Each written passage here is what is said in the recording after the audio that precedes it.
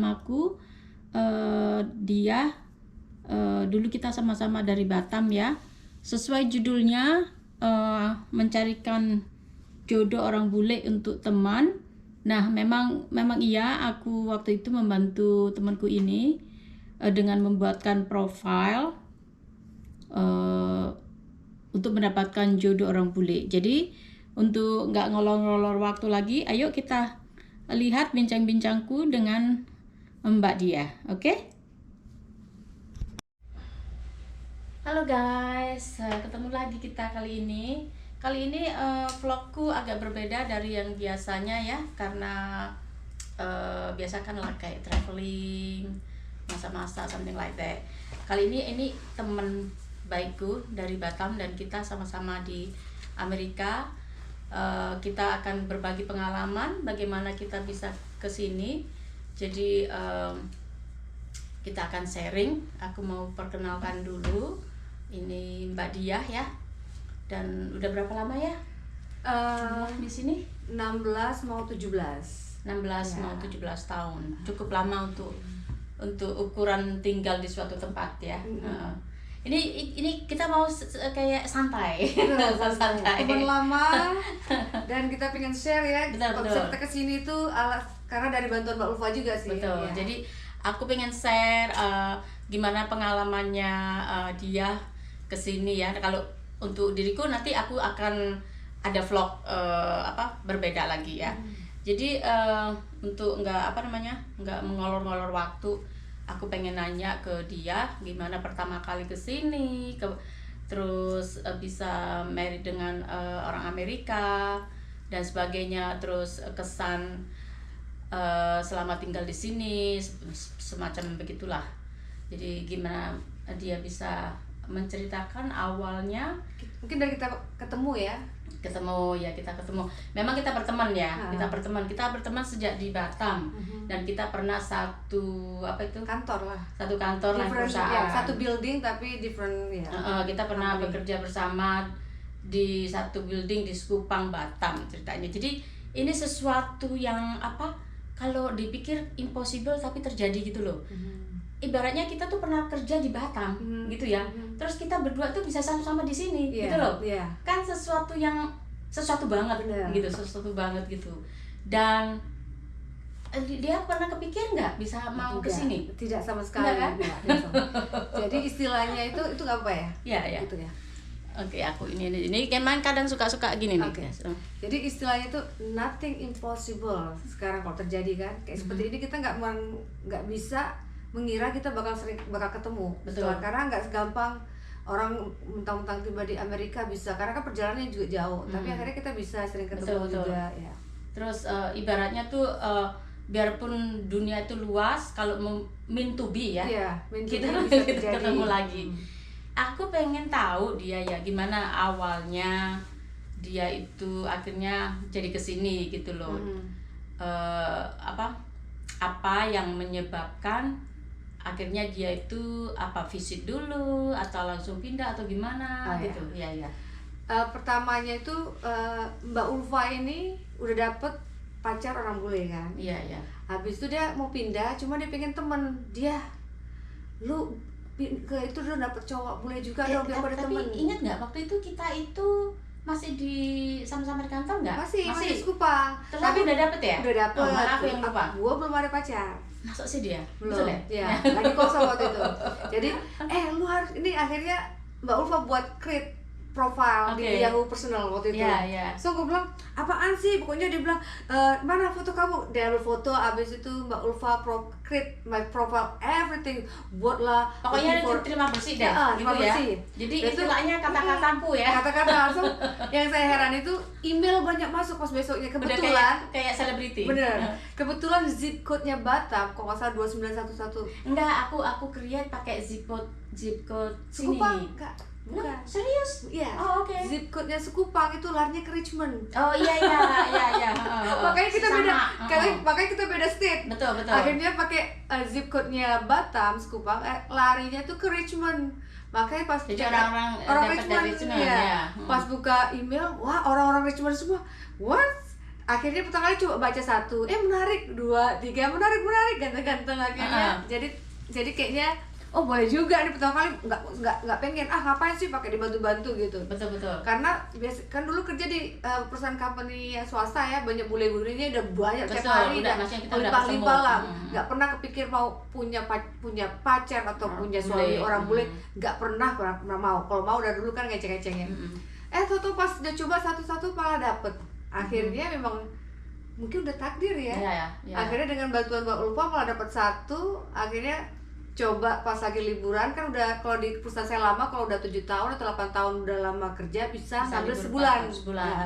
Makanya coba liburan sebulan, ketemu pacar yang selalu komunikasi lewat dulu webcam ya. Zaman dulu belum webcam. Jadi masukin webcam itu di depan kamera. Aku tuh malah nggak pakai gituan dulu. Jadi pakai webcam.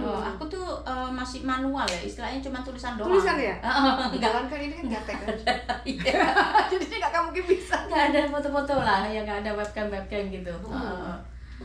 Kalau kita masih, jadi sama si David dulu tuh tiap sore kita webcam. Jadi saya masih di Batam, dia lagi grill sama teman-temannya, jadi komunikasinya lewat webcam. Oke.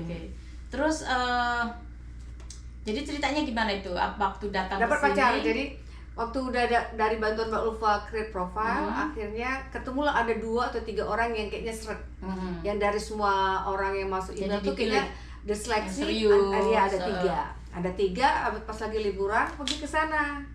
Pas pergi ke sana lihat yang satu kalau salah orang Bangladesh, satu orang suamiku sekarang, yang satunya lagi orang bule juga, tapi kalau salah lagi masih dalam sekolah kedokteran.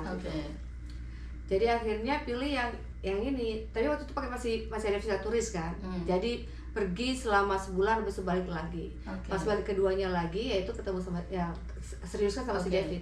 Terus waktu waktu bisa pakai visa turis itu jadi pertama kali apply visa turis. Visa turis bisa langsung jalan ke Amerika sebulan kan, liburan, habis itu balik lagi. Balik yang kedua itu kalau memang tujuannya mau nikah. Mesti pakai visa turis karena kan dengar Mbak Ulfa kan udah apply turis visa berapa kali? 2 kali. Pertama kali turis belum dapat ya, akhirnya fiancé ya? Betul. 2 kali turis visa, terus akhirnya fiancé. Visa. Dan itu dia nggak ada maksudnya nggak ada kesulitan. Enggak. Laki banget ya. Maka itu diantara itu pada zaman itu temanku aja nggak dapet ya. Betul. Jadi memang kayaknya random, memang mungkin takdir atau memang jodohnya di sana diberikan kemudahan semua. Terus aku tanya nih, kadang agak bingung juga soalnya kalau kita menikah sama orang sini itu kan biasanya kebanyakan itu kita pakai fiancé visa. Nah dia itu kan menggunakan turis visa. Apakah ada masalah jadi bisa sharing gimana? Jadi kalau pakai turis visa kan bolehnya tinggalnya selama 6 bulan. Jadi pas balik lagi untuk yang keduanya itu kita udah ngobrol. Kebetulan I'm looking for husband, so my husband right now David, he's looking for wife. So we're not young that time. So I'm 33, I think he's 35 years different. So ya nggak tua banget lah. Ya 3 kalau 33, 5 tahun, 38 ya. 38, ya. Mau salah gue 32 mau salah, dia 37. Ya. Dan habis itu kita putusin nikah. Jadi saya datang kedua kalinya Desember, April kita nikah, kan jaraknya 6 bulan harus, kalau nggak boleh harus keluar kan. Jadi April nikah ya udah. Terus maksudku itu dari turis visa? Iya, maksudnya bisa. Persyaratannya apa aja? Apa ada kesulitan? Nggak ada.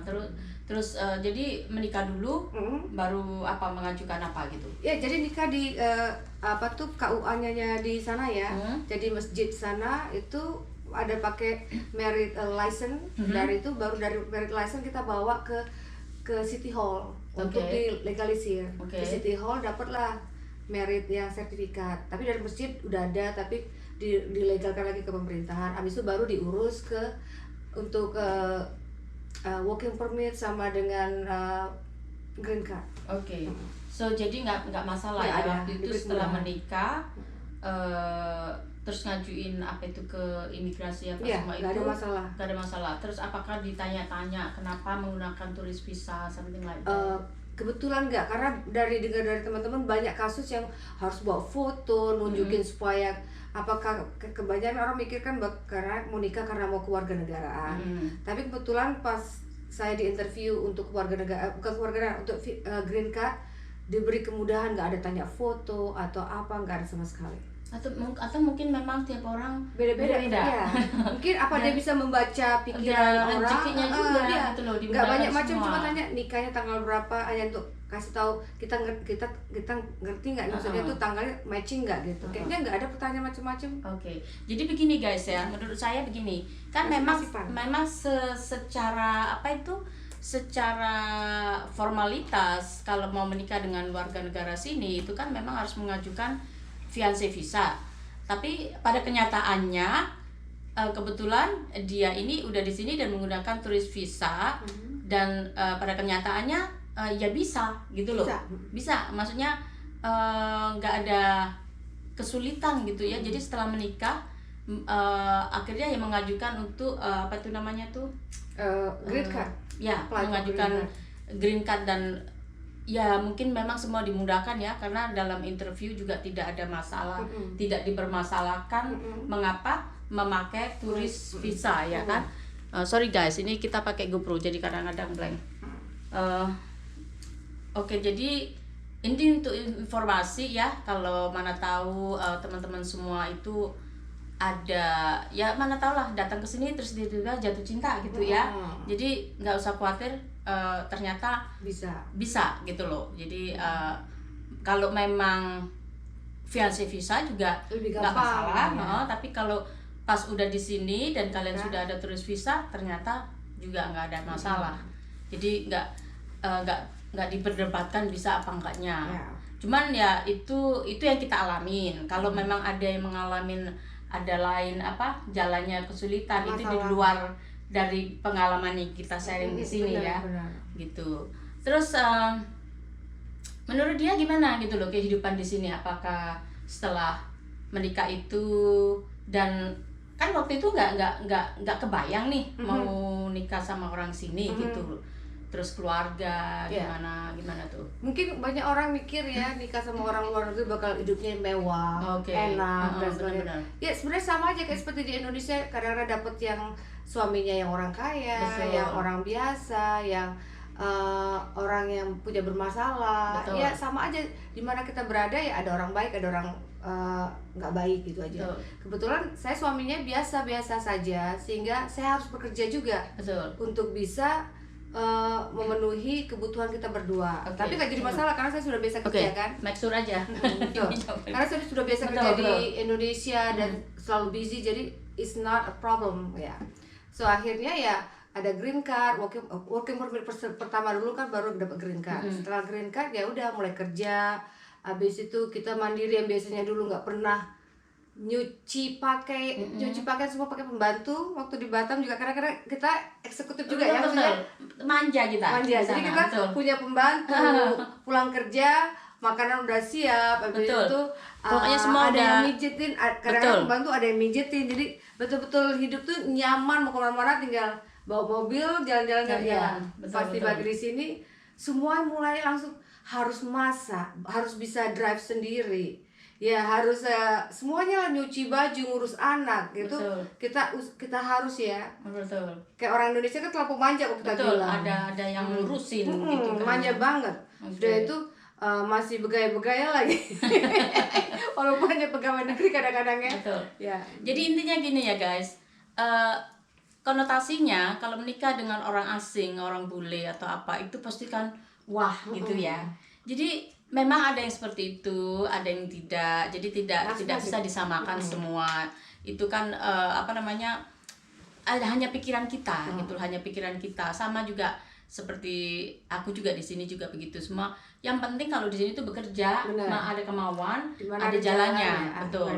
Jadi jangan merasa kalau punya suami orang Indonesia, orang bule merasa lebih apa, itu nggak ada itu. Kita merasa biasa aja, dan kebanyakan kan berpikiran seperti itu ya.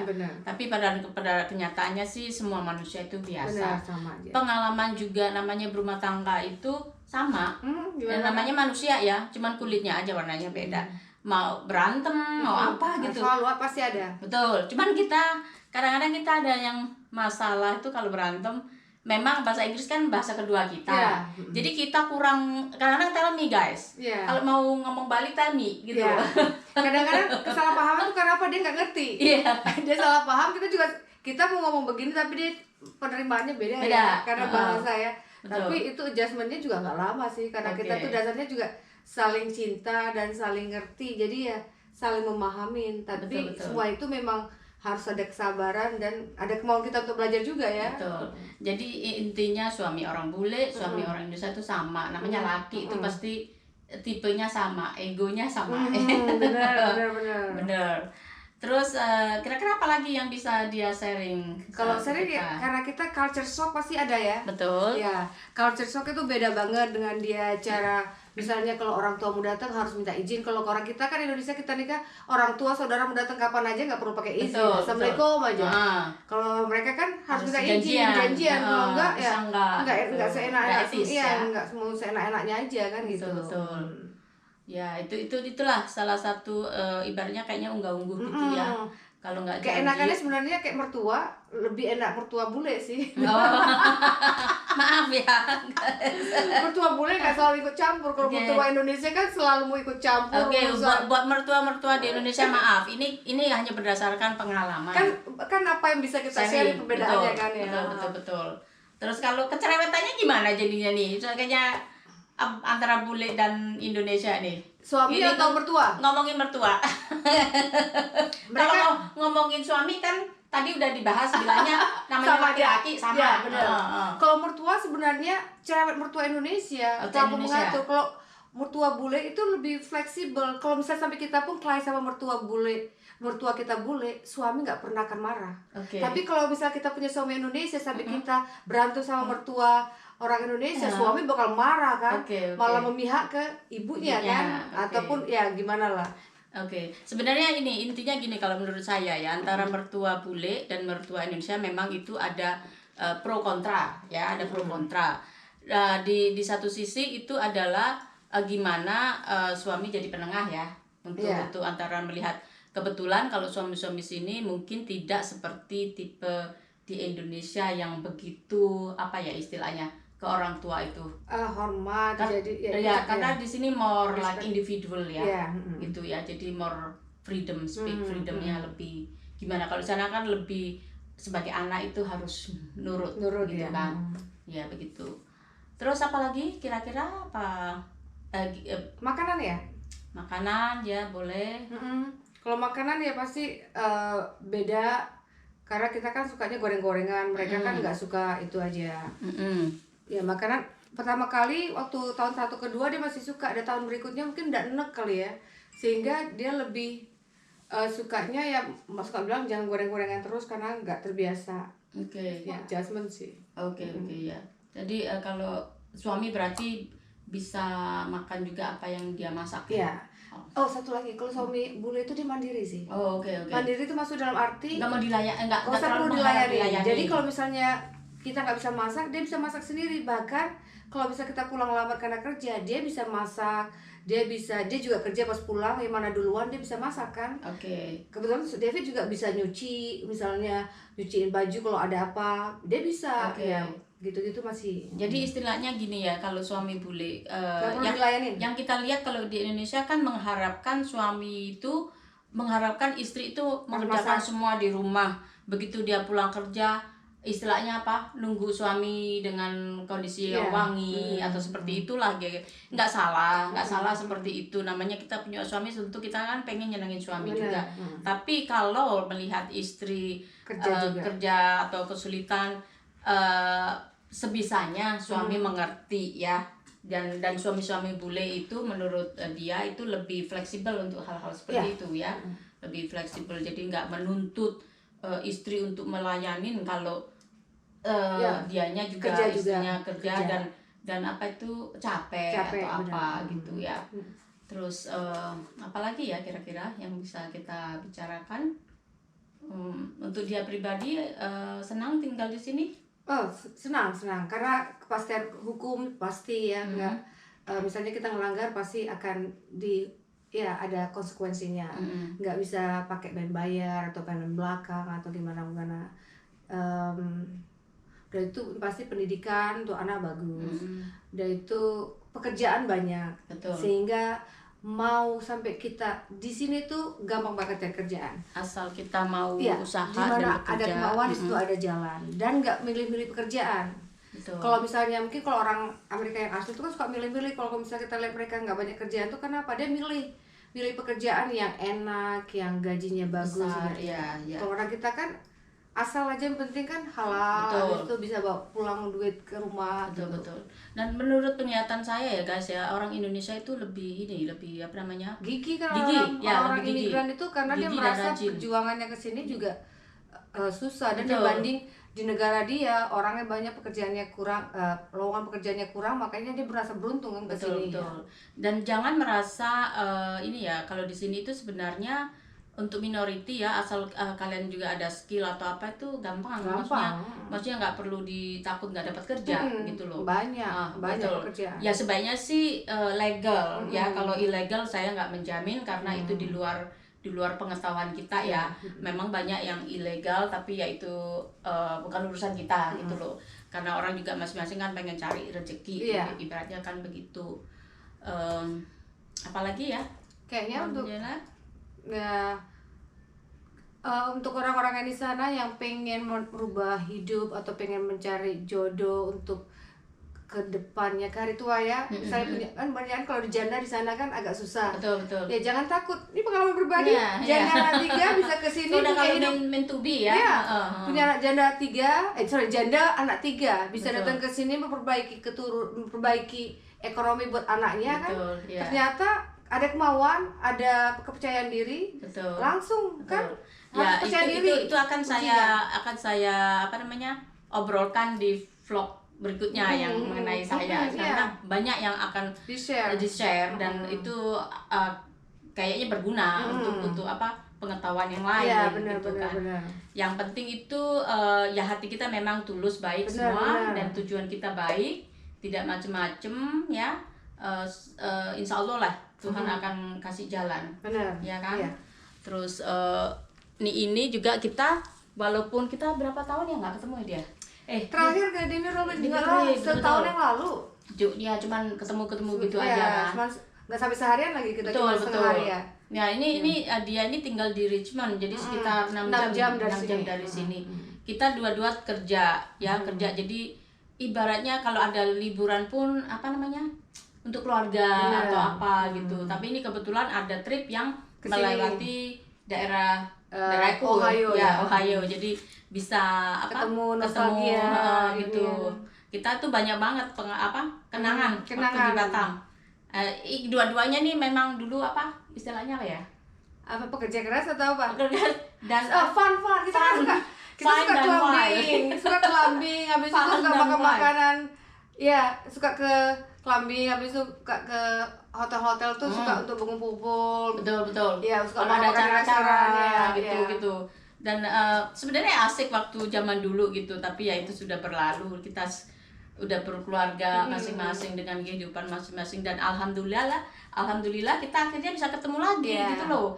Satu lagi, jangan pernah takut bermimpi. Betul. Jangan pernah takut bermimpi, jangan pernah takut apa orang bilang tentang kita. Jangan. Kalau kamu di mana ada keinginan, jalan terus, percaya diri, dan satu, insya Allah setiap kamu berbuat baik pasti insya Allah akan memberi jalan. Betul. Kalau niat kamu udah jelek ya pasti akan diberikan kesulitan. Betul. Jadi kalau teman-teman semua ada pertanyaan bisa kasih komen di bawah ya, bisa dituliskan. Kalau kita tahu dan kita ada pengalaman, kita akan sharing dan akan jawab apa yang perlu kita share untuk supaya tahu informasinya lah gitu ya. Kita berdua ini dari online ketemunya ketemu suami kan dari online. Betul. Oke guys, apa cukup atau dia kira-kira ada lagi yang mau disampaikan? Kayaknya enggak, cuma hanya bilang jangan takut kalau meraih mimpi itu aja lagi. Oke, Ya. oke. Karena aku juga pernah waktu itu masuk dengan majalah Femina untuk edisi Valentine tahun 2000 berapa ya waktu itu ya. Waktu si Dinda masih Kecil. umur 4 tahun. Ya. Oke. Ya. Alright, terima kasih semua ya. Ini aku juga sangat terima kasih karena Mbak Dia ini udah bersedia mengisi vlogku. Jadi kita bisa sharing apa yang pernah kita alamin dan mudah-mudahan berguna untuk teman-teman semua ya guys. Jadi kalau nanti ada yang pengen diketahuin ya bisa diinformasikan ke kita. Teman SMA 1 Tanjung Pinang. Ya. Saya tahun 92. Itu tahun berapa? Aku 86. 86, gue Iya. 92. Bye. SMA 1 sama 2? SMA 1. Oh sama Sama. 1. Oke. Iya. Jadi kita ini sama-sama dari SMA 1. SMA 1. Jadi 92, sekolahnya di Tanjung 86. Pinang. Iya. Sekolahnya tuh di Tanjung Pinang sama SMA-nya beda tahun ya. Kakak kelas berarti. Terus di Batam juga pernah bekerja di satu tempat dan di sini ketemu lagi. Coba guys, bayangkan itu adalah sesuatu banget. Ya kan? Jangan dipikir kita selalu akur ya. Ya. Clash atau apa tuh udah biasa. Ya, Tapi ya. satunya lagi, yang penting pikir kalau ada clash jangan pikirin jeleknya. Betul. Pikir yang selalu Positif, ingat dia positif. berbuat banyak baik kok dibandingkan jeleknya ya. Betul. Bagus sekali pemikirannya. Jadi kita ambil sisi positifnya dari setiap perbuatan yang ada negatifnya. Jadi kita tidak terpaku pada negatif. Iya, ya, benar. gitu. Oke, kita sudahin. Iya. Oke, cukup. Oke, terima kasih ya guys. Terima kasih teman-teman semua udah mau melewatkan waktunya untuk nonton YouTubeku dan mampir di YouTubeku. Kalau suka kasih like, comment, share, dan subscribe. Jangan lupa ikutin vlog-vlogku selanjutnya. Thank you, bye-bye. Mantap.